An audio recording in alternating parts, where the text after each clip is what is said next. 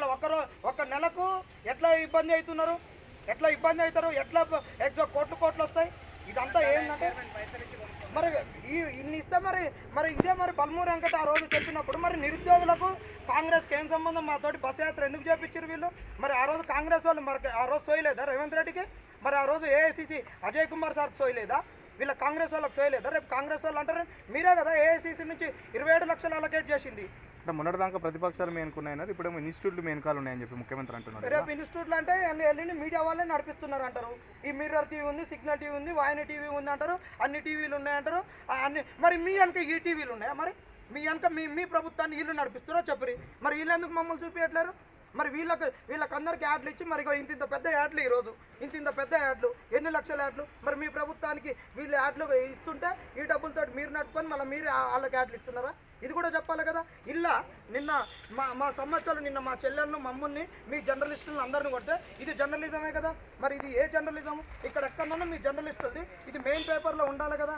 మరి ఎక్కడన్నా మీ వార్త ఉందా? జర్నలిస్టుల మీద దాడి జరిగింది, నిరుద్యోగుల మీద దాడి జరిగింది, ఇది ఎక్కడన్నా ఉందా? ఈ పేపర్ను ఇప్పుడు మీ సమక్షంగానే తలగబెడుతున్నాము. మరి ఒకవేళ మీకు స్ట్రైకులు పడితే మరి జర్నలిస్టులకు ఒకవేళ మీకుండే ఒడిదొడుకులు ఇబ్బందులు ఉంటుండొచ్చు కాక, అది మీరు ఆలోచించుకోరి. ఒకవేళ మీరు చేస్తేనేమో మీ దాంట్లో టెలికాస్ట్ చేయండి, వీడియోలు అప్లోడ్ చేయండి. ఈరోజు ఈ వెలుగు పేపర్ను ఇప్పుడు మీ ముంగటనే దీన్ని తలగబెడుతున్నాము. ఎందుకంటే ఇంత బట్టెబాజీ పేపరు, ఇంత దగులుబాజీ పేపరు ఇంకొకటి లేదు. ఇలా ఎవరైనా మరి నమ్మకం అయితే అక్కడనే లేదు. ఈయనంట ఎవరైనా డాక్టర్ గుగులోత్ దేవోజీ నాయక్ అంటే అసిస్టెంట్ ప్రొఫెసర్ ఎకనామిక్స్ విభాగం కేయు నిరుద్యోగుల పేరిట ఆందోళన నడుపుతున్నది ఎవరు నడుపుతున్నారా? ఇంకా పింక్ కలర్ వేసిన కింద పింక్ వాళ్ళు నడుపుతారా? బీఆర్ఎస్ వాళ్ళు నడుపుతారా?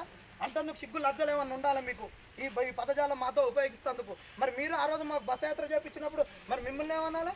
ఇప్పుడు కష్టం ఉన్నప్పుడు ఎవరిదైనా సహకారం తీసుకుంటారు. ఆకలి అయ్యేటప్పుడు అన్నం తింటుంటాం. ఇప్పుడు యాక్సిడెంట్ అయింది, బ్లడ్ కావాలంటారు, నీది ఏ కులం ఏమతం అని అంటారా?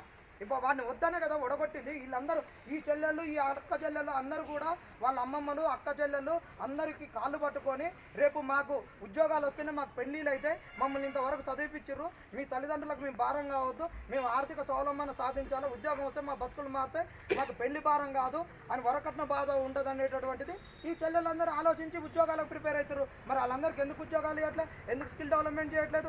ఈ విధానపరమైన అంశాలు మాట్లాడకుండా ఒకటి డగులు భాష ముచ్చట్లు ఏ పడితే టాపిక్ డైవర్ట్ చేసేది. నీకు తెలంగాణ సమాజం నువ్వు చెప్పినట్టు ఇంటది అనుకుంటున్నావు, కానీ తెలంగాణ సమాజం కాంగ్రెస్కు ఎప్పుడో దూరం అయిపోయింది. వీళ్ళకొక్కటే స్థానిక సంస్థలలో మేము ఓడిపోతాం అనేటటువంటి భయంతో ఈ ప్రతిపక్షాల రంగు పులిమి మళ్ళా కాంగ్రెస్ ఓటు దండుకోవాలని, నిరుద్యోగుల ఓట్లు తెచ్చుకోవాలని చూస్తున్నారు. ఖబర్దార్ కాంగ్రెస్ నాయకులారా, స్థానిక సంస్థలలో మేము చెప్తున్నాం, మేము నిరుద్యోగులం బలం ఉన్న కాడ ప్రతిపక్షాలు మాకు మద్దతు ఇవ్వాలి. మీరు బలంగా ఉన్న కాడ మేము మద్దతు ఇస్తాం. ఈ కాంగ్రెస్ను బొంద పెడతాం, ఖచ్చితంగా బొంద పెడతాం. మీరు ఎన్నికలప్పుడు ఎన్నికలు లేవని మీరు ఏదైతే డ్రామాలు చేసి మమ్మల్ని అవగాహన లెక్క చిత్రీకరించి మీతోటి ఏది కాదనుకుంటున్నారో ఉండేటువంటి స్థానిక సంస్థలలో మా ప్రతాపం ఏంటో చూపిస్తాం. మాకు తెలుసు. మళ్ళా రెండు బస్సులు కాదు, ఈసారి 10 బస్సులు తీసుకుంటాం. జిల్లాకు ఒక బస్సు తీసుకొని ఉమ్మడి జిల్లాల లెక్కన 10 బస్సులు తీసుకొని తిరుగుతాం. ఇది అల్టిమేటమే ఇస్తున్నాం. ఖచ్చితంగా మా జోలికి వచ్చి మమ్మల్ని అవమానపరిచినట్టు మాట్లాడితే బాగుండదు. ఇది మా ప్రభుత్వం అని ఇప్పటికి అనుకుంటున్నాం. ఇప్పటికి మీరు దిగి రావాలి.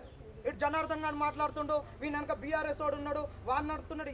ఎవరు నడుపుతున్నాడు? మరి నీ కాంగ్రెస్ గురించి కొట్లాడినప్పుడు వీడు నా కాంగ్రెస్ వాడని మీరు ఎందుకు అనలేదు? మరి బీఆర్ఎస్ వాడు నా మీద ఎందుకు దాడి చేయలేదు? నీ గురించి మాట్లాడితేనే పత్తిత్తులో, నువ్వు వేరే గురించి మాట్లాడితే వ్యభిచారులమా? ఇది కాంగ్రెస్ వాళ్ళకు తగింది కాదు. ఇంకొకటనా, మా గురించి మాట్లాడినోడు ఇలా ఎవడు లేడు మాతోటి ఉన్నాడు ఆ కాంగ్రెస్లో. వీళ్ళందరూ ఎక్కడ పోయారు? ఈ ఆకునూరు ముళ్ళు ఎక్కడ పోయిండు? ఈ కోదండరావు ఏడ చచ్చిండు? ఆల్దాచానే ఏడ చచ్చిండు?